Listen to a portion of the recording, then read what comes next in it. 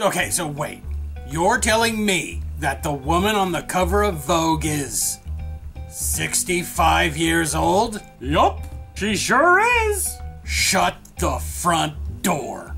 Totally true. She's 65, and you know how I like my fruit well ripened. Speaking of which, any idea when Gammy Yum Yum will be coming back to town? Why, so you and Gammy Yum Yum can go back to your sex robotics? Yup. She's my Gammy, Pervo the Magnificent. She sure is. So when is she coming home? I don't know. Last time I talked to her on the phone, she said something about dating an Eastern European soccer team, and you are changing the subject. I want to know this Caitlyn Jenner secret. I want to look this good when I'm 65. I suspect some otherworldly ritual performed by the Revlon Corporation has something to do with it. Gary, a sane response, please. Well, she was an Olympic athlete and probably took pretty good care of herself. You could try that. I ate a bacon and marshmallow fluff sandwich for breakfast. I don't want anything to do with the words Olympic or athlete. Sorry, I was thinking about Gammy Yum Yum.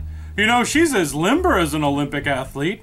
One time, she flexed her spine so she could lick. My sanity and continued enjoyment of sex depends on you not finishing that sentence.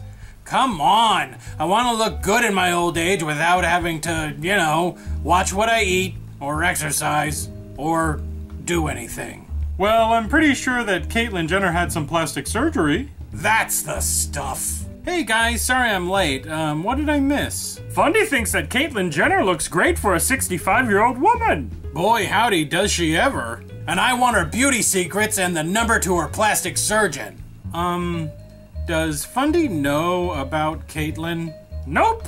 And we're not telling him because... Because it's nice to pretend that Fundy is an accepting, supportive person sometimes, and if we told him, he would get all Fundy monster all over the place. And do you really want to have that argument today? Nope. What are you guys talking about? Oh, nothing. Good. So all I gotta do to look as good as Caitlyn Jenner is to hire a good plastic surgeon. Of course. Thank you, baby Jesus. Why are you thanking Jesus? Because Jesus gave me the simplest, best answer. That's weird, because I thought I did. Jesus just used your mouth to give me the solution to my problem. When the solution is simple, God is answering. Know who said that? Einstein. No, he didn't. Yes, he did. Yeah, bet it hurts you heathens to know that super scientist Einstein was all down with the God magic. No, he wasn't. Technically, I think he was an agnostic. You know what else he said? He said, science without religion is lame. Lame! Blasphemy! Okay, you're quote mining. The rest of that quote was something about religion without science is blind. What evs? Einstein was a super genius, and he totally believed in the super dude. What was that quote of his? Oh yeah, my religion consists of a humble admiration of the illimitable, superior spirit who reveals himself in the slight details we are able to perceive with our frail and feeble mind. Why do you have all these Einstein quotes memorized? This Sunday sermon is going to be all about how the most super genius guy of all time was best buds with the Holy Trinity. But he wasn't! He was Jewish! Which means he had one of the collection, and later he probably collected the Holy Ghost and Jesus to make the set. He didn't believe in your religion, Fundy. He once said, I do not believe in the God of theology who rewards good and punishes evil. Well, maybe he said that when he was drunk or something. I'm sure that the big G forgave him. I can't help but notice that our own junior skeptic over there hasn't had anything to say.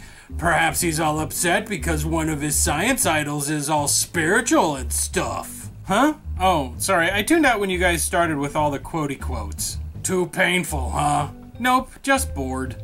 Bored? Fundy is using quotes to support his belief in God from one of the greatest scientists ever!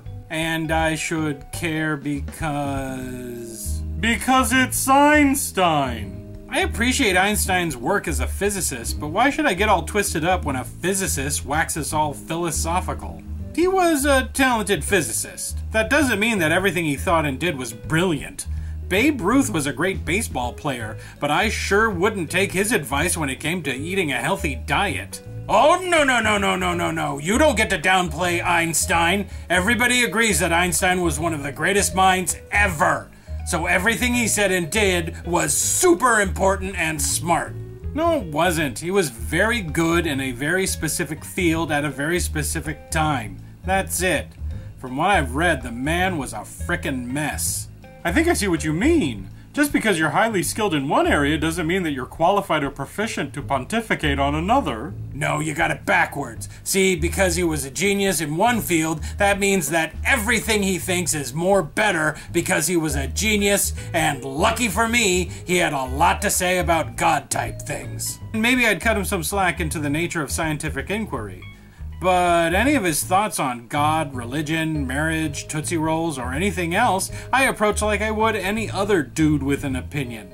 Just because he was all smart in one field doesn't mean that he was wise in all fields. Oh, like, let's say you're a chemist and you're really smart about chemistry and stuff, and people recognize that you're really smart with the chemistry, but then you start offering your observations on, I don't know, feminism. And people just accept what you said as being more valid because you're smart in chemistry. Are you talking about anybody we know? Nope. Exactly. If I want to know about physics and time and all that jazz, then I'll go to Einstein. His other ideas about God or war or how it's okay to marry your first cousin don't have anything to do with physics. And he is just as capable of being full of shit about those subjects as anybody else. Wrong! All you guys know that people who are smart about one thing are smart about all things. That's how genius works. Einstein's favorite TV show was Time for Beanie. It was a children's puppet show. He would leave faculty meetings to go watch it. I met Beanie once at a retirement home. Strong neck. Great laugh. Total racist. Well, I don't care what you say. Genius is genius, and that is that. Would you say that Professor Dunderhead is a genius? Well, sure, I guess. I mean, he invents stuff. Incredibly convenient and usually dangerous stuff. And he runs his own company, and half the time I have no idea what he's saying. Well, following your logic, if the professor said that all religion should be wiped away from the face of the earth, you would have to concede to his point, since he's a genius and he must be right? That's not the same. So you will acknowledge that someone is a genius and should be taken seriously if they also happen to believe and say some things that don't conflict with your personal beliefs? Exactly! Because if they don't support or appear to support my personal beliefs, then they aren't really geniuses, are they? Glad we cleared that up. What do you guys think? Does proficiency or excellence in one field give merit to your arguments on any subject? Or should your opinions be given just as much merit as they would any other person? Comment down in the outrage section. So, are you telling me there is nobody whose opinion you respect without reservation? Oh no, Dan Savage, Annie Sprinkle, and Don Knotts. Don Knotts? It's a long story. What about you, AJ? I am a conspiracy theorist, so I can't take what anyone says at face value. Not even other conspiracy theorists. What about Alex Jones? The High Ruler and false information distributor for the lizard-controlled Illuminati world order? Are you crazy? Well, I have the Jesus, the Apostles, the Moses, and the Channing Tatum. You'd believe anything that Channing Tatum says. So long as he said it with no shirt on, yeah. I guess Mr. No Heroes doesn't have anybody. No, there are people who I would totally listen to without reservation. Who? Batman, Mr. Spock, and Sherlock Holmes. So a psychopath, an emotionally dead alien, and a drug addict. Yup, and they have the added benefit of being fictional. How is that a benefit? Well, if they ever start to have views and opinions that don't match mine, they can be retconned. Weak! A true genius never has to be retconned. Yeah, like Jesus, he's never been altered, right? That's right. He's always been the gay positive savior that I love.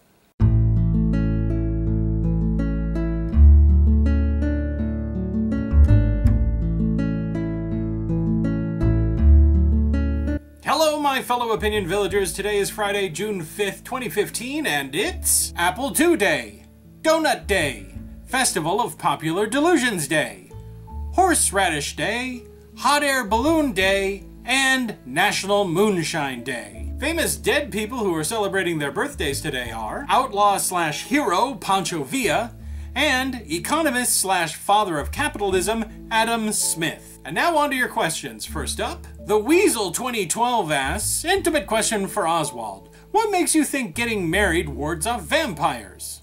'Cause vampires are single and they don't want to break up a marriage. They got, morals. Oh, I suppose that's weirder than having to be invited into a house? Vampires has a whole bunch of stupid rules. Viper Magi asks, intimate question for the Cork. You got excellent trajectory there. Did you have to work out to get that, or are you just a natural? Was it just a one-time thing, or maybe did the bottle kick you out? You stay out of my business. It's poisonal. Bottle will take me back. We were made for each other, and we will be together forever, one way or another. Forever. The real Paul Marshall asks, intimate question for Fundy. Would you like to hear about the time Thor tried to have sex with a tree? Officially, no.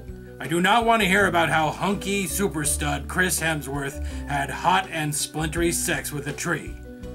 But you should probably tell me anyway, for reasons. Jesus reasons. Are there pictures? Lou Pliskin asks, intimate question for the professor. Do you have an air-conditioned bodysuit that renders the wearer invisible, changes the voice, and leaves no DNA traces? I have a special person I need to have a talk with. Lou, you have heard the expression, your reputation precedes you? Well, in your case, it does. So no Dunderlab sneak suit for you. I may be willing to allow you a short-term loan of one of our invisible pocket handkerchiefs. The handkerchief doesn't make things invisible, it just is invisible. It's next to worthless. I mean, I have one on my head right now. Oh, prove that I don't! Science Guy 8888 asks, intimate question for the meat one. Could we replace the purple monster with trigger problems with his much more interesting grandmother from time to time? Well, I don't see why not, but just not that often. A little gammy yum yum goes a long way. You know it! So gross, Gary. Okay, that's it. Remember, if you have a question you want to ask intimate questions, leave it down below in the comments section. Until next time, my voracious velociraptors, this has been Jason with a D.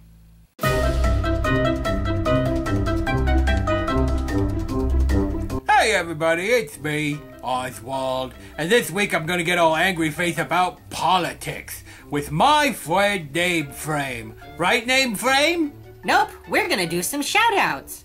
But I want to get all angry about politics and stuff like everybody else on YouTube. Why? 'Cause then peoples will take me super serious and think I'm cool and smart. Fine. Yay! Shout-outs first. Boo! Reason, love, logic. You have a name like James Bond 07 villain. You know, you're like all, hey, James Bond 07, I'm totally gonna take all the cheese in the world and I'm gonna make the biggest grilled cheese sandwich and I'm gonna hurl it into the sun. And you're all like, doon doon doon doon doon doon doon doon doon doon doon doon doon. And then, wait, no, you're the villain. No, James Bond is all like, doon doon doon doon doon doon. I'm drunk. And then you're all like, oh look, I've launched the cheese sandwich into the sun. And James Bond is all like, oh well, I guess I'll have a drink and get all sexy times with these ladies. I lost the thread. Wait, which one are you again? Are you the James Bond or the villain guy? And 0 angel, 0 light. Is an angel's light come from that halo circle thingy over their head?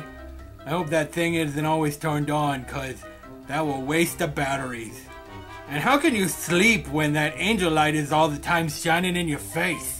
Claymore XL. I wear a Claymore XXL. I'm husky and proud of it. Rage Team. In 1972, a crack commando unit was sent to prison by a military court for a crime they did not commit. These men promptly escaped from a maximum security stockade to the Los Angeles underground. Today, still wanted for the government. They survive as soldiers of anger. If you have a problem, if no one else can help, and if you can find them, maybe you can hire the Rage Team. Dun dun dun dun! Boo boo boo! Dun dun dun dun dun! Boo boo boo boo boo! Dun dun dun dun! Boo boo boo! I think I am Batman. I used to think I was Batman too, but then I couldn't find my Batcave or the Batmobile, and I realized that the dude I was beating up wasn't the Joker but the mailman. Oh well, live and learn. Okay, all done. So what political thing did you want to talk about? I want to have a really important political type discussion about how tater tots should be served with every meal, everywhere, all the time. Oswald, that's not really a political topic. Communist! Oh, Trudeau here with even more suggestions for what you could have done instead of watching YouTube. Robin Goodfellow says instead of watching this, I could have been finalizing my plan to abduct Trudeau, so that I might present him before Oberon and Titania as my intended dalliance. Well, I'm distressed and flattered, Robin. Hey Mabel, add Robin to my ever-growing list of pervy stalkers. This one's Shakespearean. Benoit Ball says, instead of watching felted friends stare at each other in fear of triggers, I could have been checking my privilege. My doctor says that you should check your privilege regularly. The best place is in the shower, and to use some lube when you check it. And only use one finger. You don't want to injure yourself. And if you do it right, it actually feels quite nice. Oh wait, you said privilege, right? Morgan Ravenwolf says, instead of watching puppets bicker, I could be having wanton fun with Trudeau. I've heard that he will leave me spent and panting and wanting for more. I'm coming, my darling, and I'll be there soon, too. Oh, well, I did say that, didn't I? I can't wait to see you. Now, if you'll excuse me, I'm gonna go check my privilege. No, Mabel, Morgan does not go on the list.